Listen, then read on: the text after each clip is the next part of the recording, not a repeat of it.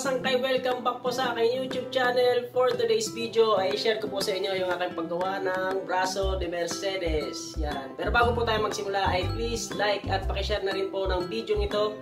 At kung kayo po ay hindi pa nakapag-subscribe ay subscribe mo na rin. Pindutin mo na ang bell button para ikaw ay lagi updated sa mga upload pa mga video.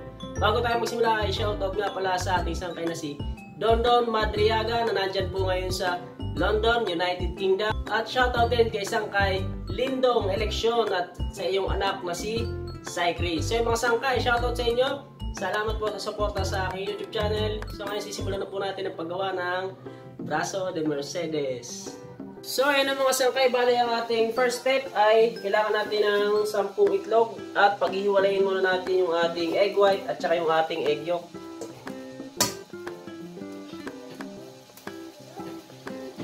Kailangan mga sangkay ay malinis ang inyong bowl na gagamitin para po umalsa ng maayos ang inyong or mapalsa nyo or mapadami nyo ang inyong egg white. Hindi po pwedeng may mga manti-mantika po yan dahil hindi po dadami ang inyong egg white pag inyong pinalsa or inyong minix.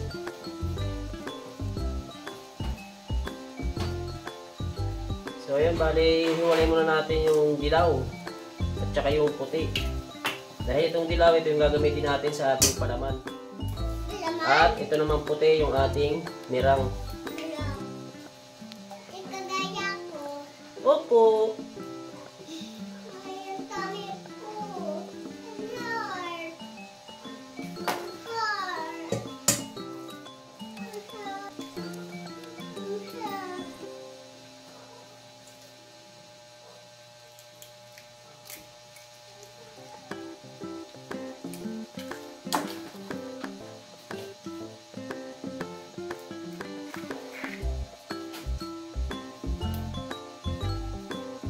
At ayan, kapag nagawa nyo na ang unang step natin, ay ihiwalay muna natin yung ating egg white.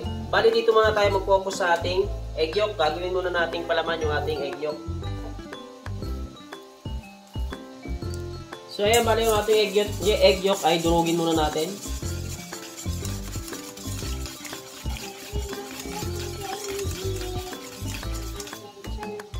At next natin ay maglalagay tayo ng condense.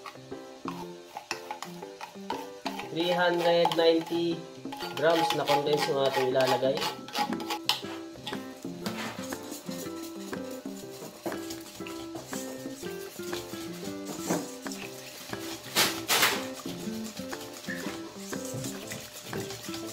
Next, lagyan natin ng vanilla. At ang next natin ilalagay ay lemon juice. Ayan, maglalagay tayo niyan para mabawasan natin yung lansa ng ating itlog.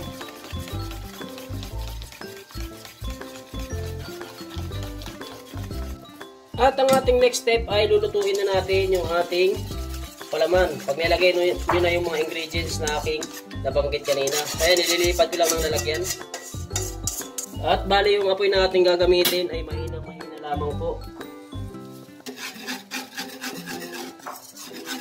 So kailangan ang inyong pagluluto nito ay huwag nyong i-standby or hahabaan yung minuto na naka-standby ang inyong wire whisk dahil baka masunog po ang inyong palaman.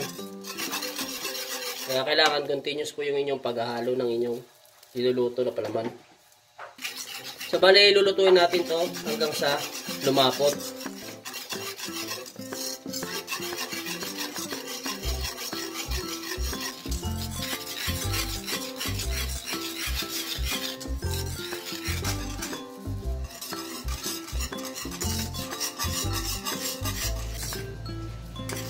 At ayan mga sangkay, kung mapapansin nyo, malapot na yung ating palaman.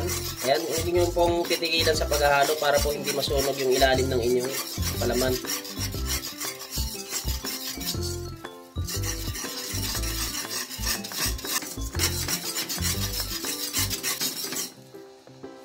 At ayan mga sangkay, kung sakali nakuha nyo na yung tamang lapot ng inyong linulutong palaman ay pwede nyo nang patayin yung inyong kalan. Ayan, bali ganyan po siya kalapot. So ayan, papatayin na po natin yung ating kalan. At maglalagay tayo ng 1 tablespoon na butter. Ayan, bali tunawin muna natin yung butter.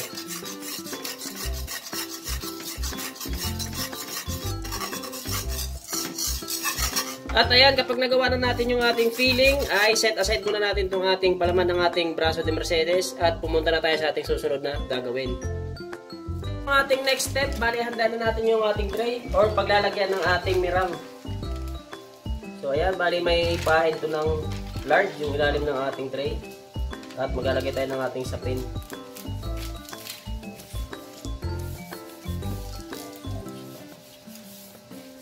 At ngayon gagawa na tayo ng mixture ng ating mirang. So bali ito yung egg white natin kanina, yung pinaghiwalay natin sa ating egg yolk na ginawa nating palaman. At dito sa egg white na ito ay maglalagay ako ng 1/2 tablespoon na vinegar. Dahil wala akong cream of tartar, vinegar yung aking ilalagay. At sisimulan na natin ngayon ang pag-mixer ng ating egg white.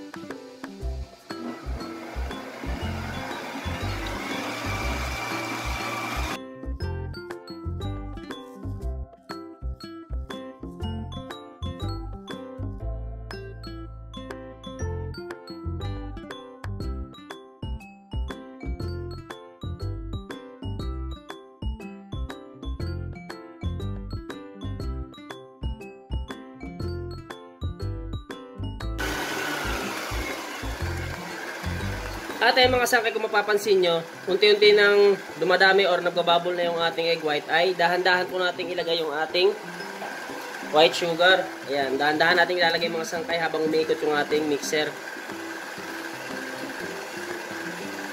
Medyo bibilisan lang natin.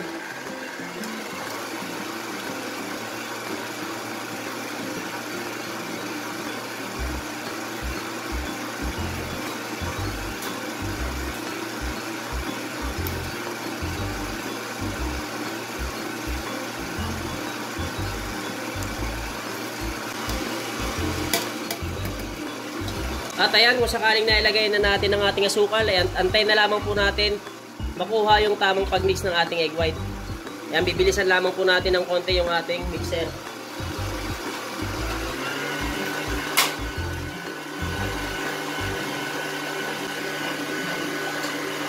So check natin mga sangkay yung ating mirang, kung okay na ba yung pagkakamix. At ayan na mga sangkay yung ating mirang, ganyan lamang po yung lambot. Kung mapapansin nyo ay hindi siya matigas at hindi rin malambot masyado. Sakto-sakto lang dapat po ang pag-mix ng ating mirang. Dahil kapag nasobrahan po yan sa mix mga sangkay ay kaya po nagbibitak ang inyong braso de Mercedes kapag inyo nang niroll. So ngayon ilalagay na natin sa ating tray yung ating mirang.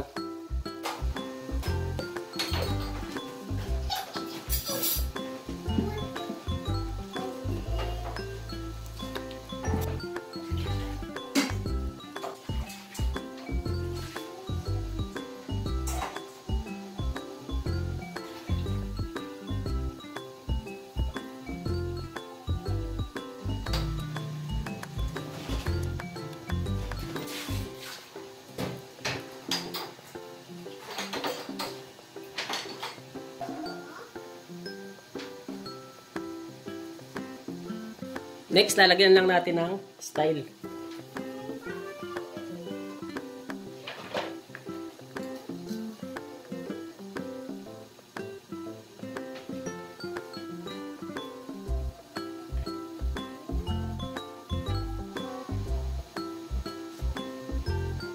At pwede na po natin isalang. Salang natin to sa 150 degrees Celsius. At mahinang apoy lamang po yung ating gagamitin. After 28 minutes na ating linuto yung ating mirang mga sangkay, ayan na po. Bali, medyo palamigin muna natin bago natin lagyan ng filling. Medyo palamigin lamang po ha, bago natin lagyan ng filling.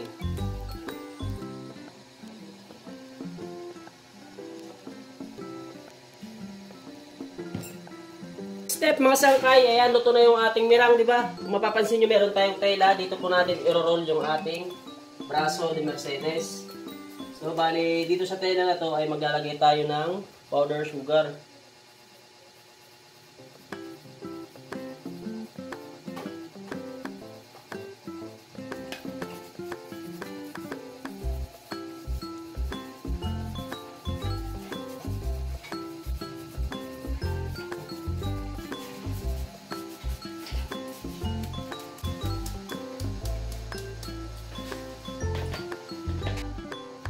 Itataob na natin ngayon dito yung ating mirang.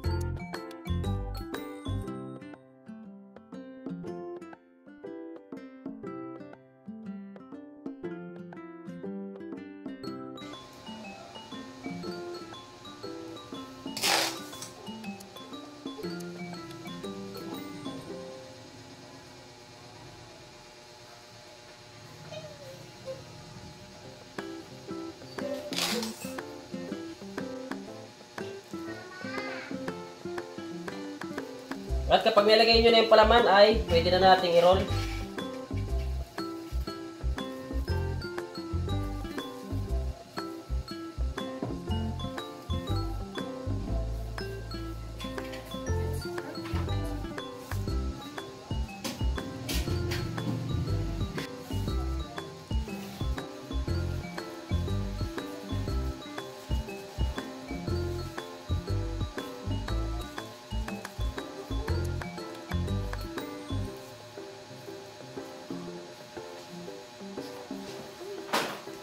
So ayun na yung ating Braso de Mercedes mga sangkay, yung ating finished product ng ating Braso de Mercedes.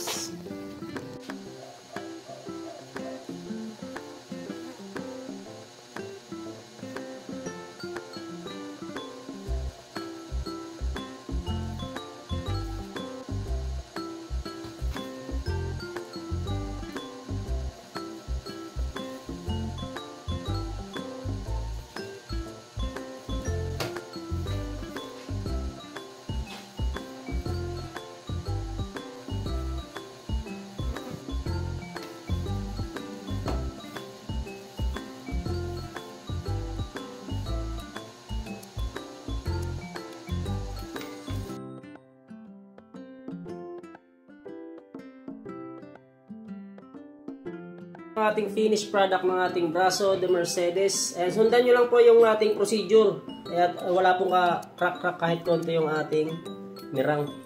So ayun na po yung ating finished product.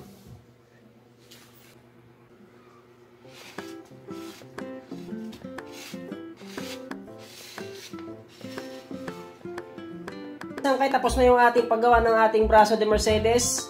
Huwag po sanang kalimutan mag-like at pakishare na rin po ng video ito, at kung kayo po ay hindi nakapag-subscribe ay subscribe nyo na rin po yung aking YouTube channel. Thank you for watching. See you on my next video.